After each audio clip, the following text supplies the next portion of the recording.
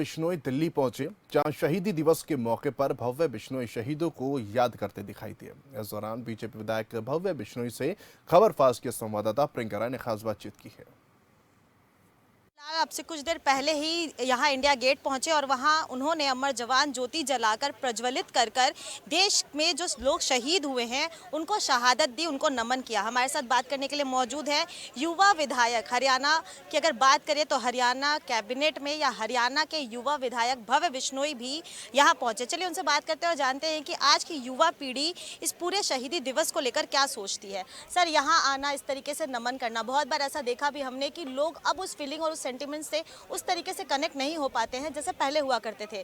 तो as a युवा leader of Haryana, क्योंकि आप युवा चेहरा है, हरियाणा की जनता को आज के शहादत दिवस के दिन क्या संदेश देना चाहेंगे? सबसे पहले तो मैं भारत माँ के वीर सपूतों शहीद भगत सिंह, राजगुरु सुखदेव जी को नमन करना चाहूँगा और सभी देश और प्रदेशवासियों को शहीदी दिवस की बधाई भी देना चाहूँगा।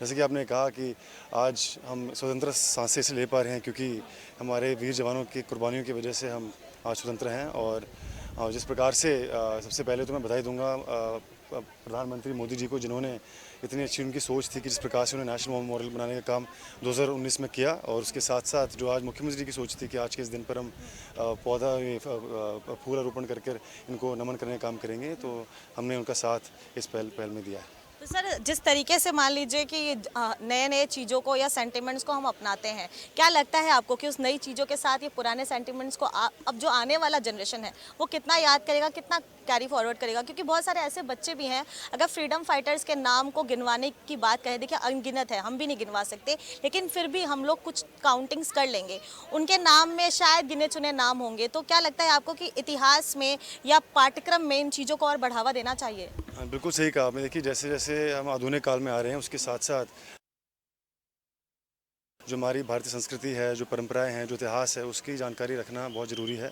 और हरियाणा की बात करूं तो आज भी मैं बड़ा होपफुल हूं, क्योंकि अगर आप देखो सेना में भी सबसे ज़्यादा रिप्रेजेंटेशन हरियाणा पंजाब से होती है। तो इसके साथ साथ बाकी आपके माध्यम से मैं देश के युवाओं को भी कहूँगा कि आप भी अपने अपने ढंग से देश को उन्नति के पथ पर चलाने में अपना योगदान दें। सर, कुछ दिनों में आप गृहस्थ जीवन में भी एंट्री करने जा रहे हैं, सगाई हो गई है आपकी, बहुत बहुत कॉन्ग्रेचुलेशंस उसको लेकर। जीवन संगिनी का क्या रोल होगा? क्या आपको वो पॉलिटिकल मोड में भी गाइड करेंगी या फिर ऑफ बीट गाइडेंस ही मिलेगा आपको? ये वो समय बताएगा, लेकिन अगर मैं अपने माता पिता को देखूं तो मेरी माँ बहुत ही शुरू से ही लेकर आज तक बहुत इम्पोर्टेंट सोर्स ऑफ सपोर्ट रही है मेरे पिताजी के लिए। और जहाँ तक कि मेरा सवाल है, तो मेरा सौभाग्य है कि मुझे एक ऐसी इंसान अपने जीवन साथी के रूप में मिली है जो खुद IAS ऑफिसर है, बहुत होशियार है, समझदार है, अच्छे इंसान है, बहुत हम्बल भी है। हालांकि she is a self made woman, फिर भी बहुत हम्बल है और बहुत ही उत्सुक है हमारे देश के लिए कुछ करने के लिए। तो मैं परमात्मा से ही प्रार्थना करूंगा कि उनको सफलता मिले और हमारा जो नए सफ़र की शुरुआत होने वाली है उसमें हमें आशीर्वाद दें। सर, ये बाइट मैं उनको ज़रूर भेजूंगी कि आपने उनके कंट्रीब्यूशन को इतना सराहा। बहुत बहुत धन्यवाद आपका। तो ये थे हमारे साथ बात करने के लिए भव्य बिश्नोई, जिन्होंने साफ तौर पर कहा कि जिस तरीके से देश के स्वतंत्रता सेनानियों ने, देश के जवानों ने शहादत दिया है, उसको याद करना चाहिए, नमन करना चाहिए और आने वाले जनरेशन्स को भी ये इतिहास याद रखना चाहिए। और इसी कड़ी में ये कंट्रीब्यूशन काफ़ी छोटा है, लेकिन समय समय पर किसी ना किसी कारण को खोजकर नमन करना चाहिए, श्रद्धांजलि देनी चाहिए। नई दिल्ली से कैमरा पर्सन रोहन के साथ